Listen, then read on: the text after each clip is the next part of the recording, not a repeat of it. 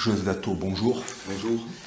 Alors, merci d'avoir accepté cette interview sur la Russie. On est sur YouTube et sur Radio Grésivaudan, dans les locaux d'Humacoop, rue Chenoise à Grenoble. Tu peux nous présenter rapidement Humacoop et ton propre parcours, s'il te plaît? Oui, Humacoop, c'est une association humanitaire qui fait de la formation pour les candidats aux missions humanitaires et qui fait aussi des actions de sensibilisation sur tous les thèmes de solidarité internationale et puis de géopolitique.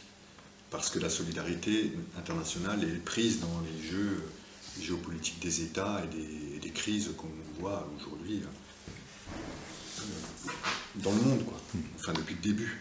Et là, la formation des humanitaires, j'ai pu le constater avant d'être envoyé dans des cultures très différentes, c'est important pour vous. Oui, c'est une clé de compréhension et d'action importante, parce qu'on ne peut pas être projeté comme ça dans un autre univers sans comprendre cet univers-là et qu'est-ce qu'on y fait pour qu'on y est, quelles sont les contraintes liées à l'action humanitaire elle-même dans un contexte syrien, que sais-je, yéménite, enfin bref.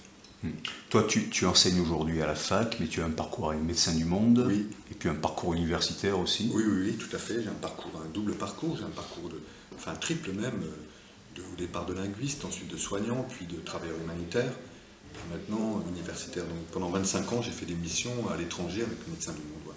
Voilà, c'est ça, plutôt sur le terrain de crise, beaucoup dans le monde arabe et beaucoup, pendant 14 ans en Russie aussi. Donc c'est un territoire que j'ai parcouru non, mais une partie de cet immense territoire, je l'ai bien fréquenté, quoi. Tu as connu Alina Politkovskaya en Tchétchénie, je crois? Oui, bien sûr, Alina Politkovskaya en Tchétchénie, à Moscou, et puis même ici, parce qu'on l'a invitée, et elle est venue en 2005 ici, peu de temps avant d'être assassinée. Elle est venue à Grenoble sur un immense événement qu'on avait fait avec la MC2, qui était les médias et l'humanitaire. Et Politkovskaya était une personne qu'on voyait régulièrement à Moscou et en Tchétchénie, effectivement. Et ta formation universitaire, c'est ethnologie ou anthropologie? C'est sociologie des conflits, et puis sciences politiques. Voilà. Très bien. Sociologie des conflits, oui. Alors, on avait fait une émission sur le monde arabe très intéressante. Malheureusement, qu'il y avait eu un petit problème technique, elle avait été légèrement tronquée, mais ça avait été très riche déjà avec Radio Grésivaudan, il y a à peu près un an et demi. Oui. Là, on s'est dit qu'on allait parler de la Russie, parce que c'est un immense territoire qui touche à la fois à l'Occident et à l'Orient, avec au contact de nombreuses cultures. Un pays qui est, plutôt son chef de l'État qui est assez diabolisé, mais l'enjeu, c'est de comprendre ce qui se passe depuis Poutine et qu'est-ce qui a amené Poutine, et aussi des perspectives au niveau géopolitique intérieur, donc également. Alors, par quoi voudrais-tu commencer pour nous présenter la Russie et Poutine actuellement? Bien, je dirais que Poutine, l'homme fort de la Russie depuis 21 ans, nommé par un fait du prince, candidat à la présidence de la République, de la Fédération de Russie, est un individu sorti de nulle part et qui est devenu un individu de premier plan en quelques semaines. C'est-à-dire que Yeltsin, qui était en perdition dans son exercice assez chaotique du pouvoir, décide que son dauphin, contre toute attente, sera Poutine.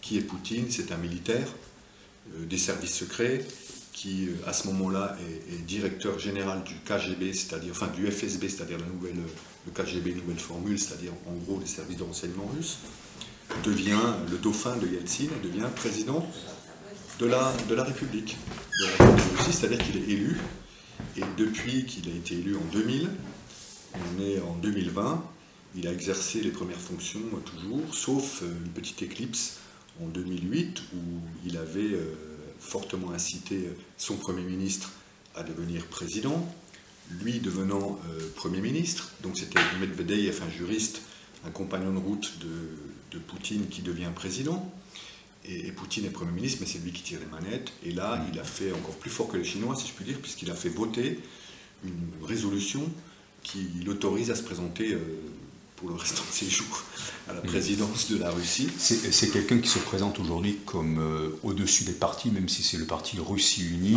qu'il a toujours porté. Le parti Russie Unie, oui. Il se présente comme faisant la synthèse de toute la Russie.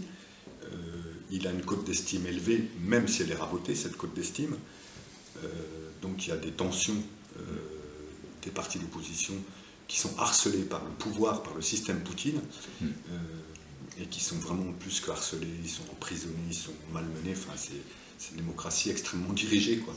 Oui, voilà. Alors, voilà. pour comprendre la place de Poutine, son arrivée en Russie au pouvoir à la fin des années 90, il faut quand même parler de ce chaos de la décennie Yeltsin, Bien sûr, avec la stratégie du choc qui a été appliquée par les Occidentaux. C'était véritablement la tuerie, en fait, à la chute de l'Empire soviétique. totalement. Personne n'était payé, c'était le chaos absolu. Et Poutine, c'est celui qui a rendu le pays aux Russes. Enfin, en tout cas, qui a rendu ses grandes structures, son énergie à la Russie. Il a remis de l'ordre parce que c'est vrai que on est en 91 et en 91 c'est une année charnière puisque c'est l'effondrement du bloc soviétique plutôt en douceur, hein. C'est-à-dire que 3 individus se réunissent Gorbatchev est aux manettes. Gorbatchev est premier secrétaire du Parti communiste unifié, le PCUS, quoi. Et donc il n'y avait pas de président, il y avait un premier secrétaire de l'Union soviétique, donc un monstre géopolitique de 15 républiques, et 3 individus décident de supprimer l'URSS en décembre 91, et même pas de faire un coup d'État, c'est-à-dire de changer toute la constitution et de rayer de la carte l'URSS, et de faire en sorte que toutes les républiques qui composent l'URSS deviennent indépendantes. La Géorgie, la Moldavie, la Biélorussie, les républiques d'Asie centrale, Kazakhstan, les pays baltes, enfin, etc. Tout ça explose plutôt en douceur, mais explose quand même, et voilà Gorbatchev privé de fonction. C'est-à-dire que le 25 décembre, il est au chômage, il n'a plus de fonction officielle, il n'y a plus d'URSS. Et Yeltsin se fait élire, et comme tu l'as précisé, c'est la thérapie de choc, incarnée par des jeunes économistes très américanophiles, Igor Gaïdar, etc., qui ouvre la boîte de Pandore à une vitesse incroyable, et c'est la jungle folle capitalistique. C'est comme ça que j'ai découvert la Russie, moi, en pleine thérapie de choc. Ouais. Et je me suis rapproché d'un individu extrêmement intéressant, d'un point de vue historique et d'un point de vue économique, qui est un Tchétchène, qui était le speaker, c'est-à-dire le numéro 2 de l'Union soviétique. Il s'appelle Ruslan Khasbulatov. C'est un Tchétchène qui a essayé de manœuvrer pour faire la paix entre les différentes factions de la Tchétchénie qui a explosé à ce moment-là, et de la Russie. Et Khasbulatov était contre, c'est un économiste chevronné, contre cette thérapie de choc, qui a mis en gros l'économie à feu et à sang. Voilà, c'est ce qu'on appelle le capitalisme du désastre que Naomi Klein a exposé à travers son ouvrage The Shock Doctrine, la stratégie du choc, acte sud de 2008, je crois, et dont on peut voir aussi des relents aujourd'hui, en cette période de confinement et de déconfinement, avec la gestion du déconfinement confiée à Bain & Company, une entreprise américaine spécialisée dans les licenciements massifs et gérée par une ancienne agent, on n'est jamais ancien agent du Mossad, voilà, donc ça c'est avril 2020, on a appris ça, quoi, à travers Marianne. Bien. Alors Poutine, il se présente comme le gardien des valeurs aussi, il est vu comme le gardien des valeurs traditionnelles. Il opère une sorte de synthèse improbable mais très efficace entre tsarisme, communisme, nationalisme, orthodoxie, mafia. Et entre guillemets, on l'aime pour ça en Russie et même en Occident, dans certains groupes qui fréquentent avec l'extrême droite, parce qu'ils considèrent que c'est le seul qui s'oppose à la mondialisation et à l'islamisme. Voilà, donc c'est un fait, et en même temps, la Russie, c'est quand même pas le paradis, quoi.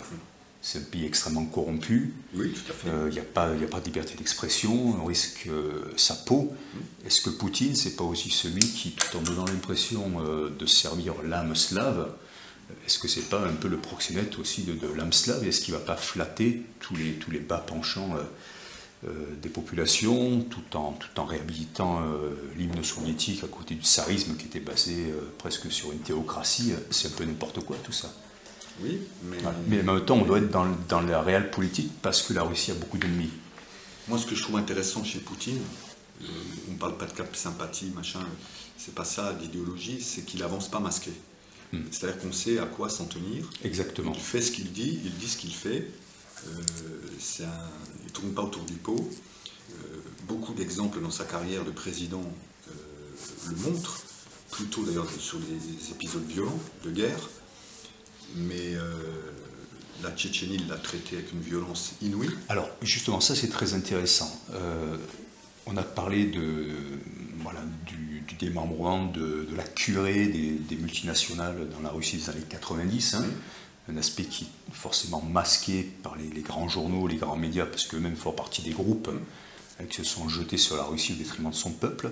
Et alors, l'islamisme en Tchétchénie, est-ce que c'était pas une autre façon d'attaquer à travers, je ne sais pas, l'Arabie Saoudite ou d'autres pays, une autre façon d'affaiblir le pouvoir central? Parce qu'on a vu que des pays comme les États-Unis, l'Arabie Saoudite, je veux dire, ils ont quand même souvent bossé ensemble.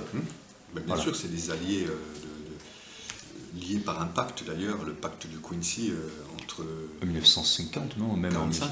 45, voilà, oui, par rapport au pétrole. Oui, pétrole contre sécurité.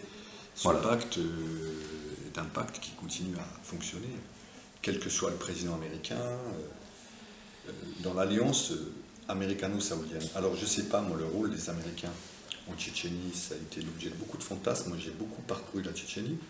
Il y a eu, au départ, un discours sur l'islamisme, c'est-à-dire une sorte de discours de djihad, enfin, ça ne s'appelait pas le djihad, ça s'appelait la Gazabat, une guerre sainte, contre l'impérium russe, si je puis dire, de la part d'indépendantistes tchétchènes.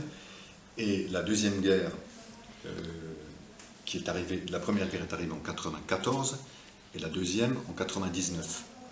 La deuxième guerre était nettement plus marquée par c'était d'ailleurs mon sujet de recherche, par l'islam, qui était un facteur, l'islamisme, c'est-à-dire la vision politique de l'islam, un facteur plus aigu des déclenchements de ce conflit. Sur la Tchétchénie, c'est un territoire qui a été annexé récemment, je crois, à la Russie. C'était quoi, au 19e siècle? Oui, mais c'est une république. C'est une république. Oui, voilà, mais je veux dire, c'est comme si la France avait annexé, je ne sais pas, la Catalogne espagnole, il y a un siècle et demi. Du coup, on comprendrait mieux que les gens aussi se disent, mais non, mais nous, on n'est pas russes, ni de culture, ni de langue, ni de religion. Absolument. Voilà. Ça, c'était...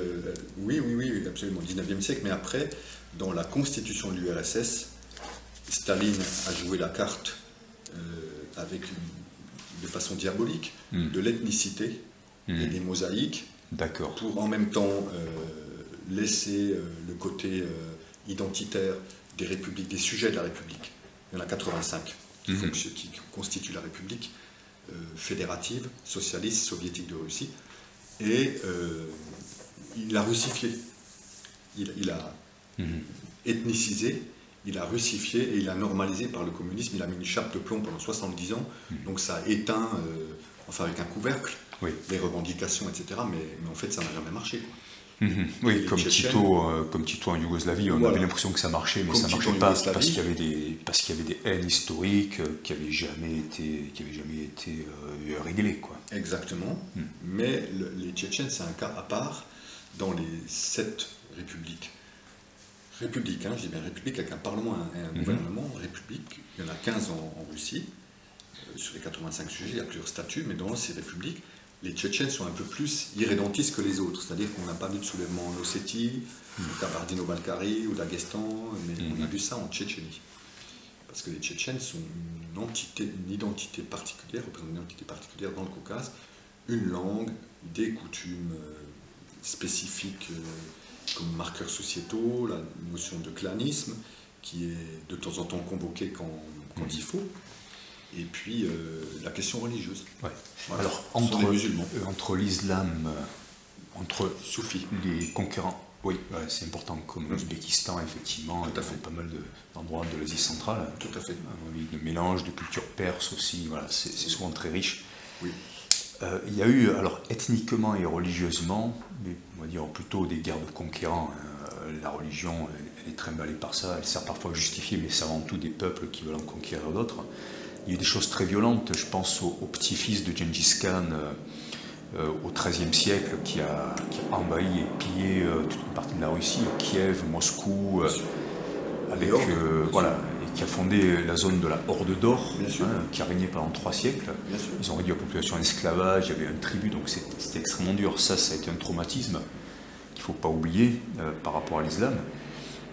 Mais après, pendant des siècles, à partir des Romanov, la Russie n'a cessé d'étendre son territoire, y compris sur beaucoup de territoires musulmans, du Moyen-Orient et de l'Asie centrale, quoi. Donc il y a un conflit historique.